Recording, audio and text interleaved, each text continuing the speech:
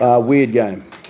I think we looked lethargic, probably from last week in that heat and short turnaround.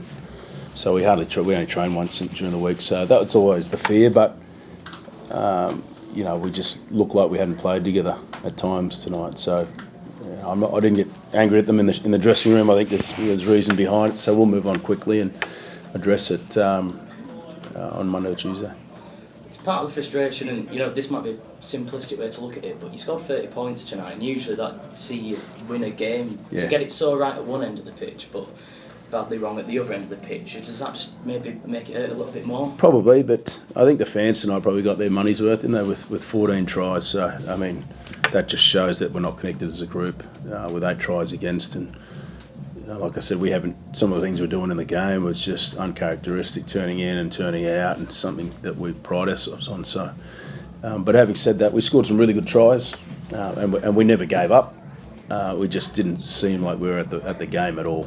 So I think there was 20 minutes to go, and I still had a feeling that we could have grabbed the game weirdly. But also, the other part of me was thinking, let's just blow the whistle and get out of here and start again on Monday. A word on David Armstrong. First of all, how is he? Yeah. And then what was the thinking behind giving him until half time to take him off? Well, I just in the rotation stuff, I just wanted the team to stay as they were named.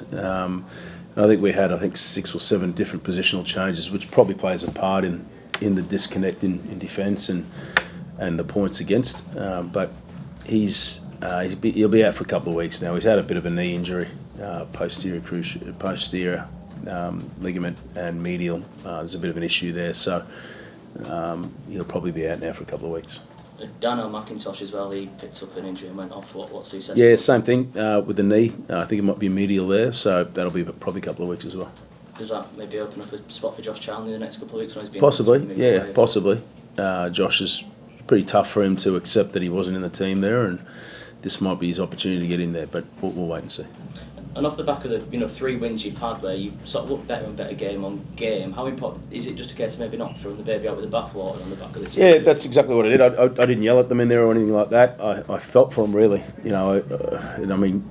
Going through that 34-degree heat last week certainly zapped it out of them, and we only trained once this week, travelled back on Monday, so that wasn't ideal for us, but just some of the things we did just show that we weren't, the mental attitude wasn't quite right there, but that was I think going into 6 weeks away from home, it's been a pretty tough run. That was the last game of that 6-week block. So we're at home now. I think we've got 11 games at home. 8 of those, 11 games left. 8 are at home, which helps.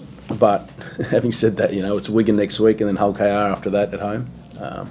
So it's weird because we've played Catalans 3 times and we haven't played Leeds or St Helens yet, So I don't know how that draw works, which is a bit crazy, but we'll just play what's in front of us now.